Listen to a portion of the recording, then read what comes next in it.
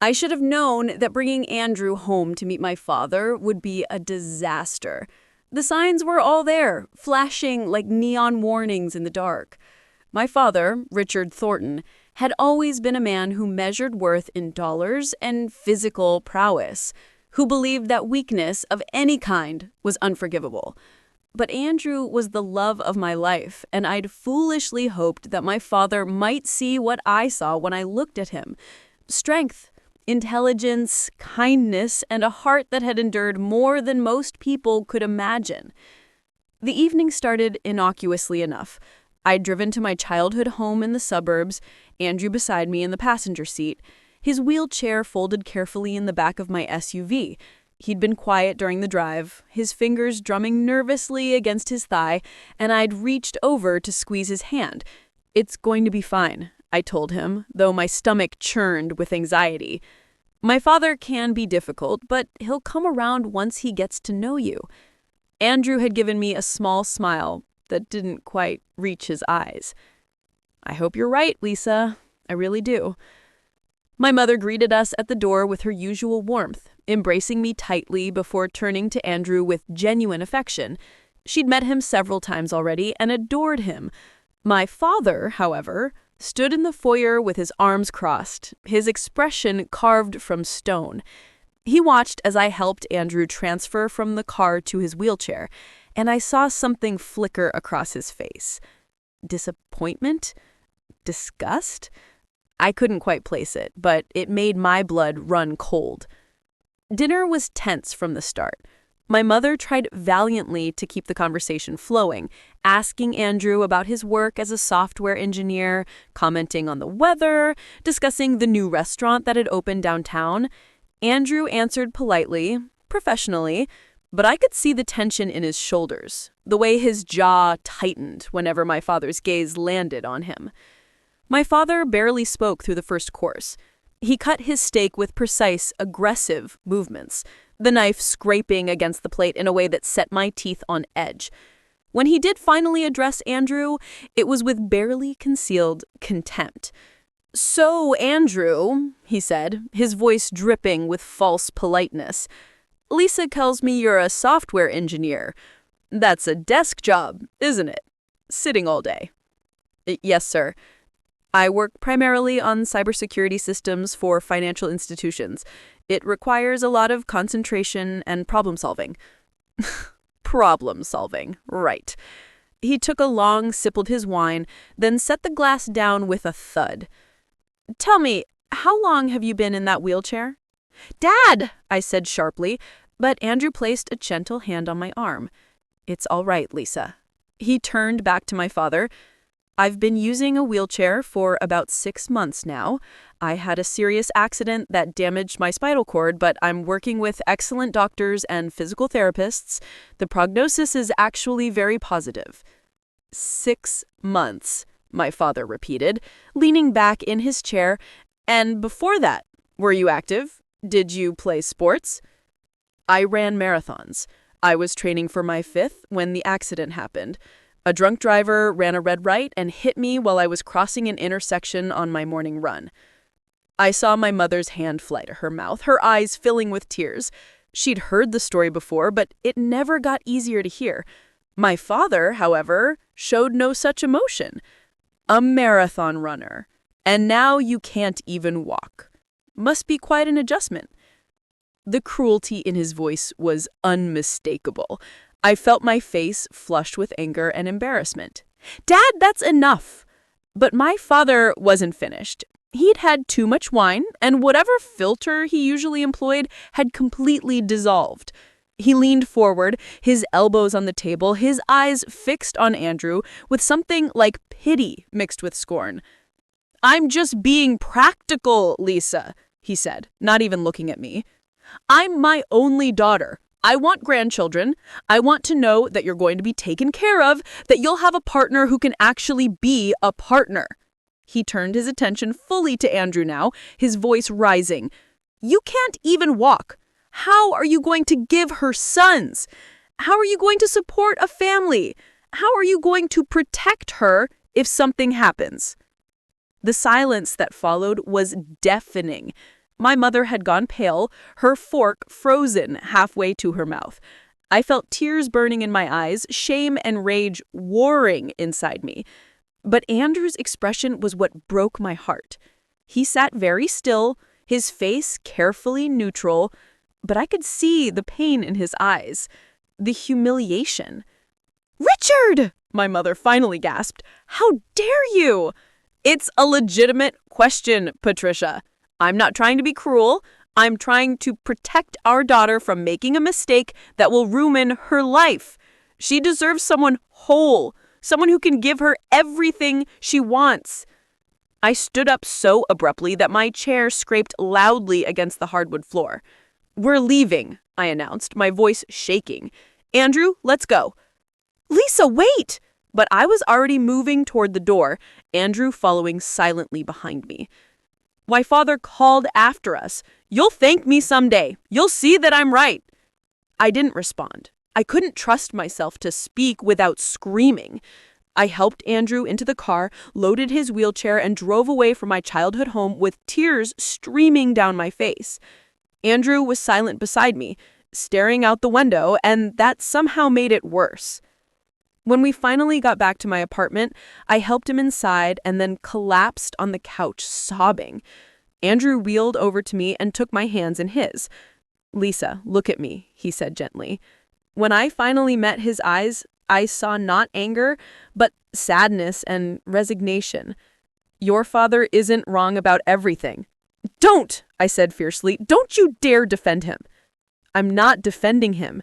The way he said it was cruel and unforgivable, but his concerns aren't entirely unfounded. I can't do all the things I used to do. I can't promise you that I'll ever walk again, even though my doctors are optimistic. I can't—" "Stop," I interrupted, gripping his hands tighter. "Just stop. You are not less than you were because you're in a wheelchair. You are brilliant and kind and strong. And yes, we can have children if we want them. Medical science has come a long way, and even if we couldn't, we could adopt. There are options. But none of that matters right now because what my father did was inexcusable. And I need you to know that I don't agree with a single word he said." Andrew pulled me close, and I buried my face against his chest, breathing in his familiar scent, feeling his heart beating steadily beneath my cheek. We stayed like that for a long time, finding comfort in each other's presence. What my father didn't know, what I hadn't told him because it wasn't his business and I knew he'd find some way to twist it into something ugly, was the full story of Andrew's accident and his recovery. The drunk driver who'd hit him had been the heir to a massive pharmaceutical fortune, a spoiled 23-year-old who'd been driving his father's Porsche at twice the speed limit with a blood alcohol level 3 times the legal limit. The lawyers had worked quickly to settle the case before it could go to trial and generate bad publicity. Andrew had received a settlement of $8 million. He'd spent nearly $3 million of it on the best medical care money could buy. The surgery he'd undergone 2 months before wasn't just any surgery. It was an experimental procedure performed by one of the world's leading neurosurgeons, a brilliant doctor who'd pioneered new techniques for spinal cord repair using a combination of stem cell therapy, nerve grafts, and cutting-edge regenerative medicine. The procedure had been grueling, requiring multiple operations over the course of several weeks, followed by intensive rehabilitation. Andrew's doctors had explained that recovery would be slow and unpredictable. Some patients regained significant function within months, others took years. A few never regained mobility at all. But the early signs were promising. Andrew had already begun to regain some sensation in his legs, and just last week, during a physical therapy session, he'd managed to move his toes for the first time since the accident.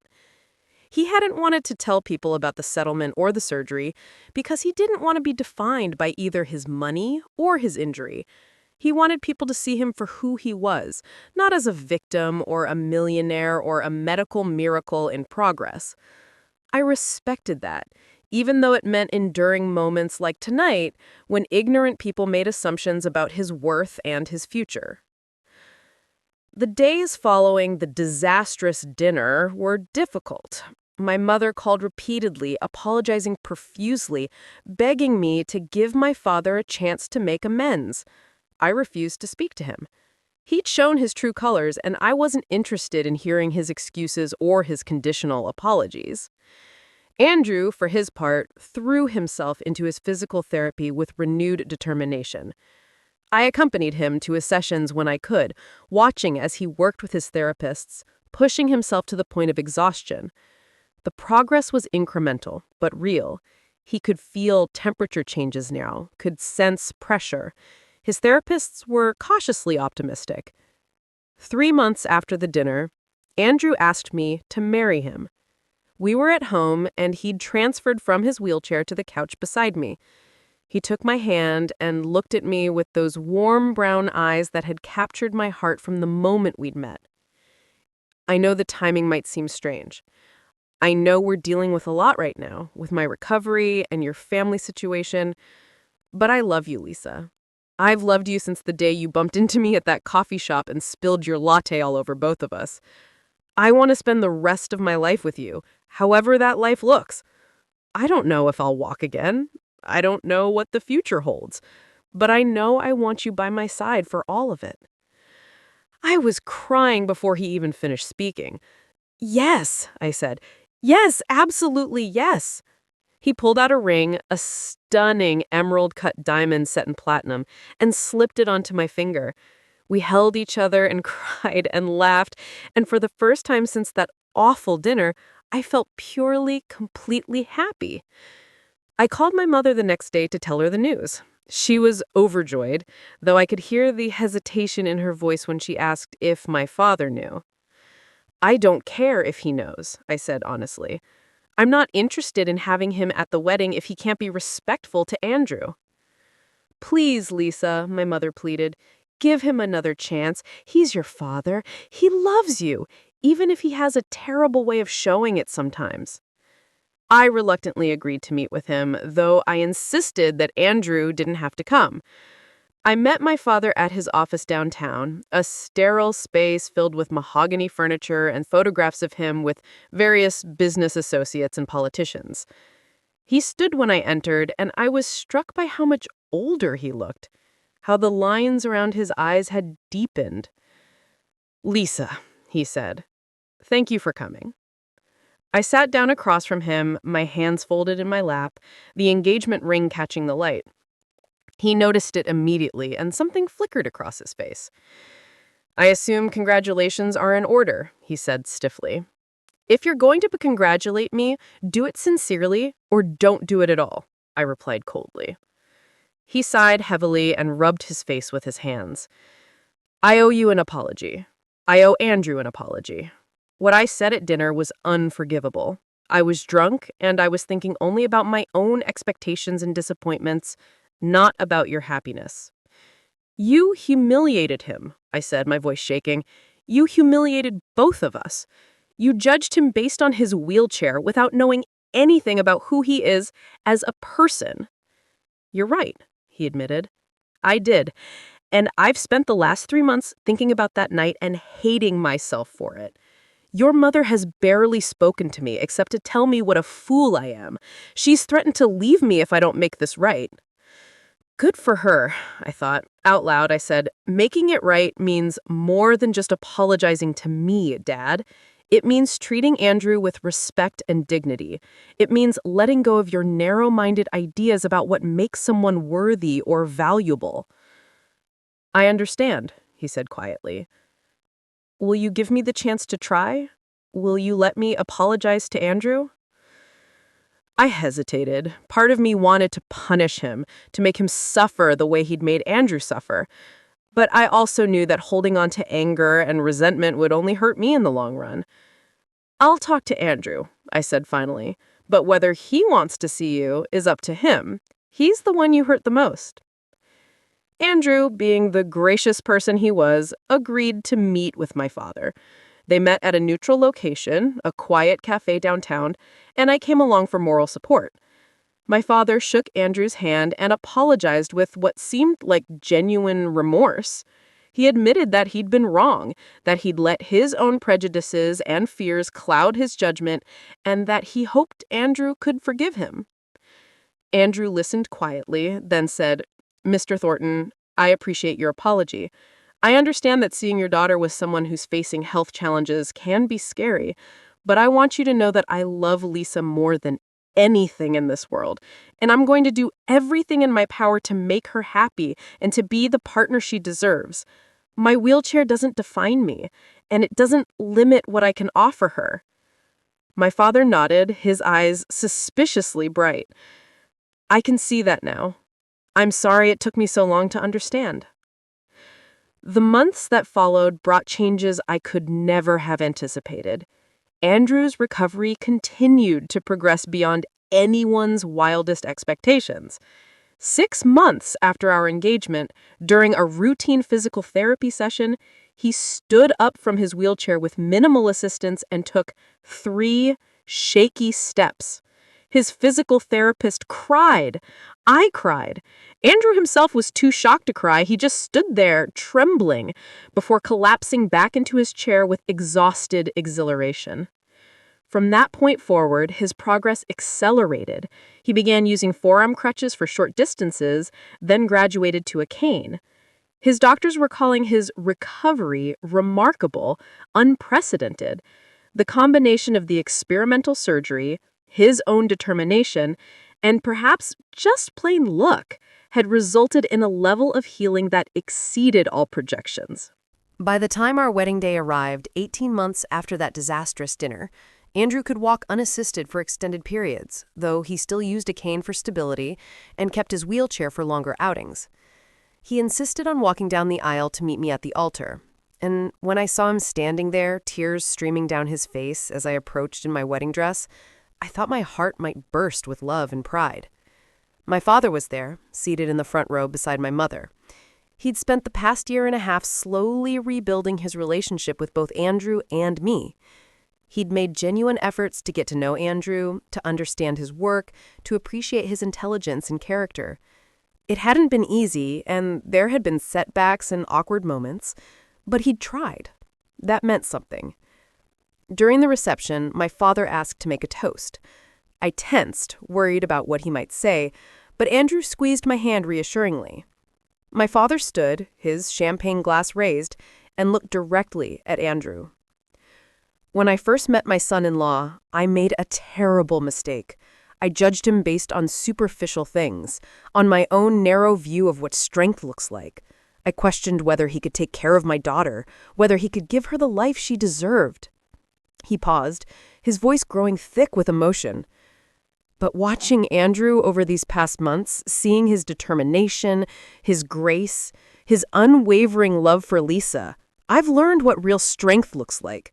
It's not about whether you can walk or run or play sports. It's about character, resilience, and heart. Andrew has shown more strength in the face of adversity than I've shown in my entire comfortable, privileged life. Lisa, I'm sorry it took me so long to see what you saw from the beginning, that you found a truly exceptional man. Andrew, thank you for loving my daughter and for forgiving an old fool his prejudices. I'm honored to call you my son." There wasn't a dry eye in the room. Andrew stood and embraced my father, and I saw something pass between them, an understanding, a mutual respect that hadn't existed before. Later that night, as Andrew and I danced our first dance as husband and wife, he whispered in my ear, "Thank you for believing in me when your father couldn't. Thank you for seeing me, all of me, not just my wheelchair or my injury." "Thank you for being exactly who you are," I whispered back. "Thank you for showing everyone, including my father, what real strength looks like." What my father had never known, what he'd never bothered to ask about during that awful dinner, was that Andrew's wheelchair was temporary, that the $3 million surgery was already working miracles, that the man he'd dismissed so cruelly was fighting his way back to mobility with every ounce of strength he possessed. But even if none of that had been true, even if Andrew had never walked again, my father's words would have been just as wrong, just as cruel. because Andrew's worth had never been tied to his physical abilities. It had always been in his brilliant mind, his compassionate heart, his unshakable integrity. As we swayed together on the dance floor, Andrew walking without his cane, holding me close, I thought about how far we'd come from that painful night. My father had learned a hard lesson about judgment and prejudice. Andrew had proven that recovery is possible, that the human body and spirit are capable of remarkable things. And I had learned that love, real love, means standing by someone through their darkest moments and celebrating with them when they emerge into the light. We honeymooned in Italy, walking hand in hand through ancient streets, climbing hills to see breathtaking views, dancing in piazzas under stringed lights. Andrew tired more easily than he would have before the accident, and he still had days when his legs ached or weakness forced him back into his wheelchair. But he was living fully, embracing every moment, refusing to let his injury define his future. 2 years after our wedding, I discovered I was pregnant. Andrew was beside himself with joy, and even my father cried when we told him he'd be a grandfather. When our son was born, healthy and perfect, my father held him with trembling hands and tears streaming down his face. "What are you going to name him?" he asked. Andrew and I exchanged a glance. "James," I said, after Andrew's physical therapist, the man who helped him learn to walk again. My father nodded, understanding the significance. He looked at Andrew with something like awe. "You did it," he said quietly. "You proved me wrong about everything." "No, sir," Andrew replied, taking our son from my father's arms and cradling him gently. "I just proved that life doesn't always go according to plan, but that doesn't mean it can't be beautiful anyway." I watched my husband with our child, this man who'd been told he might never walk again, who endured pain and doubt and cruel words, who emerged stronger and more whole than ever. I thought about my father's horrible question that night at dinner. How are you going to give her sons? The answer, it turned out, was with love, determination, and grace, the same way Andrew did everything else.